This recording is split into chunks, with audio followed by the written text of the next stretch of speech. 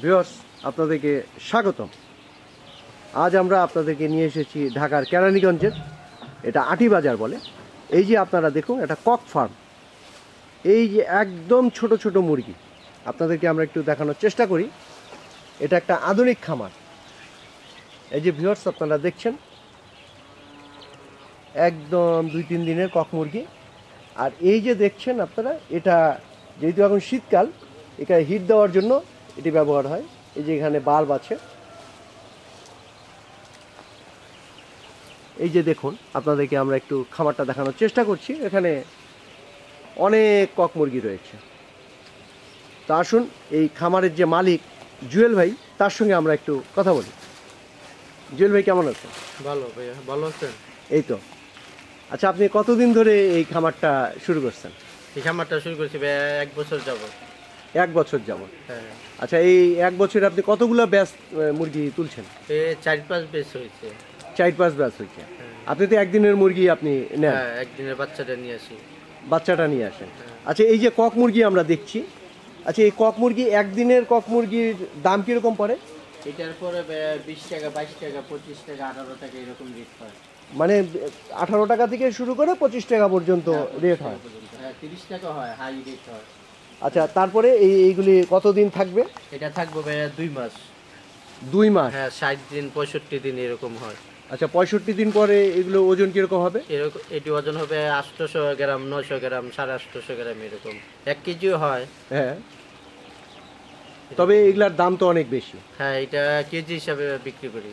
আচ্ছা, এটার কেজি কত বিক্রি হয়? কেজি হয় 170 টাকা, 80 টাকা, 90 টাকা এরকম। আচ্ছা, কেজি, এটা কেজি দরে হ্যাঁ, বিক্রি হয়। এটা তো রোস্টের মাংসের জন্য এক কথায়, বিয়ের রোস্টের জন্য। হ্যাঁ, বিয়ের রোস্টের জন্য এই আর মাংস। হোটেল এগুলো।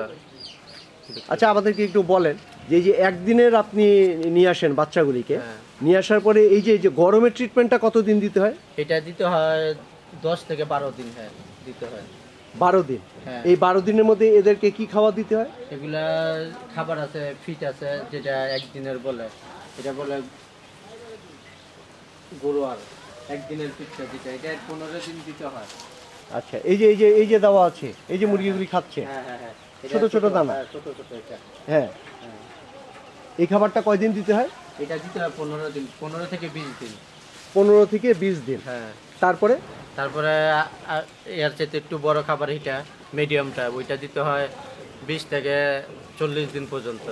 20 থেকে 40 দিন পর্যন্ত। আচ্ছা, আপনার এই যে খামারটা যে দেখছি, এটা কত স্কোয়ার ফিট? এটা আছে 22 স্কোয়ার ফিট। 2200 square feet. হ্যাঁ। এই 2200 স্কোয়ার ফিটে কতগুলি মুরগি আপনি করতে পারবেন? 7000।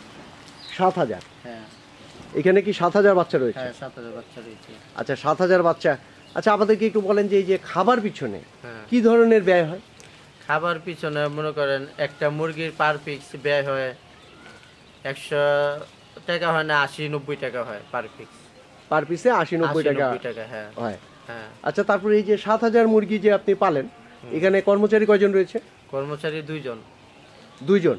হ্যাঁ আর আপনি নিজে আছেন? হ্যাঁ, আপনি নিজে সহ আছি। 3 জন। হ্যাঁ হ্যাঁ, আমিও তো একজন কর্মচারী। হ্যাঁ, তাই নাহলে তো এই এত বড় খামার তো হ্যাঁ, পরিচালনা করা অবশ্যই, এটা হ্যাঁ। সহজ কাজ না। হ্যাঁ, অবশ্যই। আচ্ছা, এখানে খামারে কি ধরনের পরিশ্রমটা লাগে? কি ধরনের পরিশ্রম ভাই? 3 টাইম খাবার দিতে হয়, 3 টাইম পানি দিতে হয়, এটা নিয়মিত চালায় যেতে হইব। তারপরে তারপরে মনে করি ওষুধ আছে, ট্রিটমেন্ট দিতে হইব, যে ঠান্ডা লাগলো না, পায়খানার সমস্যা হইলো, পায়খানা পাতলা করে, হ্যাঁ। এগুলা দেখতে হয়। এটা আচ্ছা, হলো বড়। প্রথমে এই যে রানীক্ষেতের যে টিকাটা দিতে হয়, হ্যাঁ। এটা কয় দিনে দিতে হয়? এটা দিতে হয় 4 দিনে, 4 দিনের মাথায়। 4 দিনের মাথায়। হ্যাঁ, 4 দিনে বয়স হইলে তারপরে দিতে হয়। আর কি টিকা দিতে হয়? তারপরে দিতে হয় মনে করেন আবার একটা দিতে হয় 11 দিনে, গাম্বুরা বলে ওইটা। হ্যাঁ। 11 দিন। আরেকটা দিতে হয় 17 দিনে, ওইটা রানীক্ষেত। তারপরে আরেকটা দিতে হয় 22 দিনে, ওইটা গাম্বুরা বলে। 4টা ভ্যাকসিন দিতে হয়। 4টা ভ্যাকসিন দিতে হয়। হ্যাঁ আর এই খাওয়া দাওয়া তো আছে? হ্যাঁ, খাওয়া তো অবশ্যই 3 টাইম চলতেছে। 3 টাইম চলতেছে। হ্যাঁ ভিউয়ার্স, আপনারা শুনছেন জুয়েল ভাইয়ের কথা। আপনাদেরকে এই যে আমরা একটু দেখানোর চেষ্টা করছি। এই বাচ্চাগুলির এখন বয়স কত বলেন? 3 দিন। হ্যাঁ, আজকে 3 দিন। হ্যাঁ, এই যে 3 দিন। এখন যেহেতু শীতের সময়, এই যে দেখুন চারদিকে যেন বাতাস না আসে, সেই জন্য ওনারা ব্যবস্থা করেছে। কারণ শীতের মধ্যে মুরগি প্রতিদিনই 1-2টা করে মরে। আর শীতটা যত কম লাগবে, মুরগি তত বেশি আয়ু পাবে হ্যাঁ। এবং তাদের বৃদ্ধিটাও তত বেশি হবে। এই যে আপনারা দেখছেন যে মুরগিগুলো খুব জড়সড়ো হয়ে আছে, এটা শীতের কারণে। এই যে আপনারা দেখছেন, এই যে দেখুন ভিউয়ার্স। আচ্ছা জুয়েল ভাই, নতুন যারা খামার করতে আগ্রহী, এখন অনেকেই আসছে এই মুরগির খামার করতে, তাদের জন্য আপনার পরামর্শটা কি? তাদের জন্য পরামর্শ, যদি করতে চায়, করতে পারলে তো ইনশাল্লাহ লাভবান হবে। ওর পিছনে পরিশ্রম দিতে হবে এবং কি ট্রেনিং দিতে হইব। জন্য ওর এটার অনেক কিছু জানার আছে, জানতে হবে। সেমিনারে যাইতে হবে। মানে ট্রেনিংটা অনেক খুবই কিছু। একটা গুরুত্বপূর্ণ। হ্যাঁ, গুরুত্বপূর্ণ। হ্যাঁ। আচ্ছা, আমাদেরকে একটা ধারণা দেন তো, যে এই যে খামারটা আপনি তৈরি করেছেন, এই খামারটা তৈরি করতে, এটা তো একটা দোতলা খামার। হ্যাঁ। এটা আমরা দেখাচ্ছি ভিউয়ার্স, আপনাদেরকে এটা দেখাচ্ছি আমরা দোতলা, এটা কিন্তু নিচতলাও রয়েছে। এই যে দোতলা একটা খামার, এই খামারটা তৈরি করতে কি পরিমাণ অর্থ ব্যয় হয়েছে? এটা 13 থেকে 13.5 লাখ টাকার মতো ব্যয় হয়েছে। আর টোটাল জায়গা কত? জায়গা 10 শতাংশ। 10 শতাংশ। হ্যাঁ।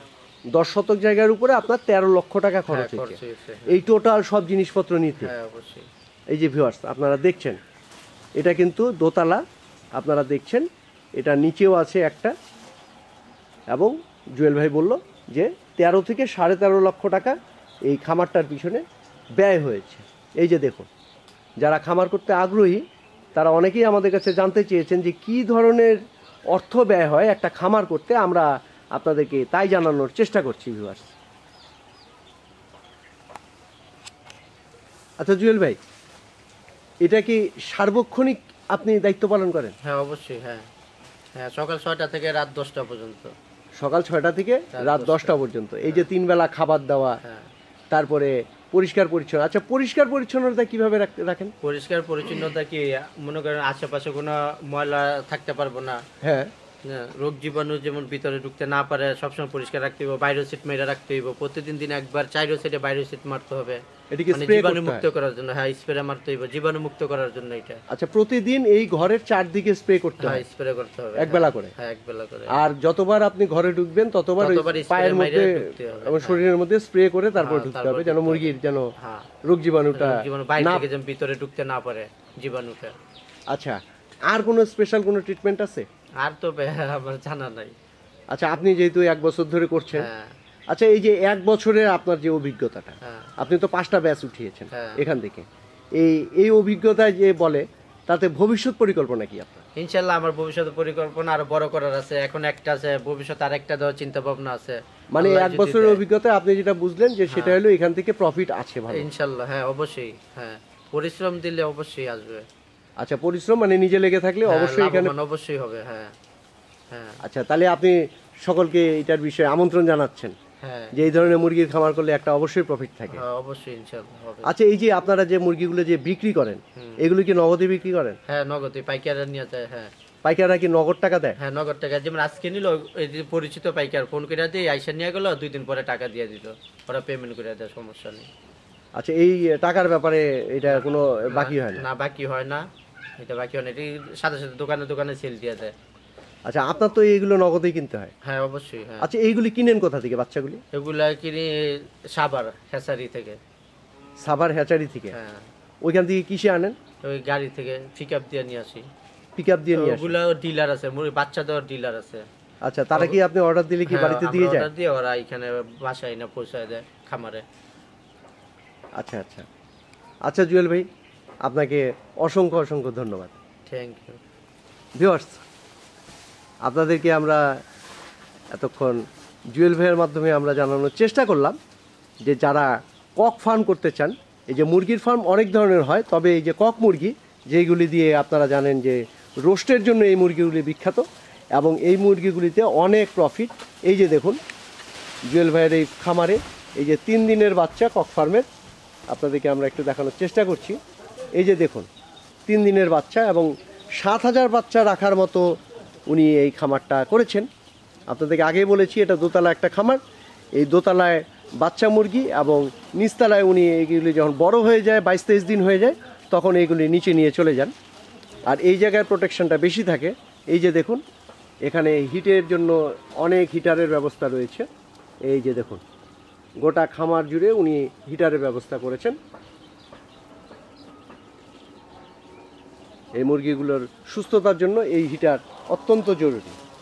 আপনারা শুনলেন যে 13.5 লক্ষ টাকা খরচ হয়েছে আপনার এই গোটা ফার্মটা করার জন্য। এই যে দেখুন সব ছোট ছোট মুরগি। তো ভিউয়ার্স, আমাদের এই ভিডিওটি আপনাদের যদি ভালো লেগে থাকে তবেই আমাদের সার্থকতা। আপনারা ভালো থাকবেন সবাই।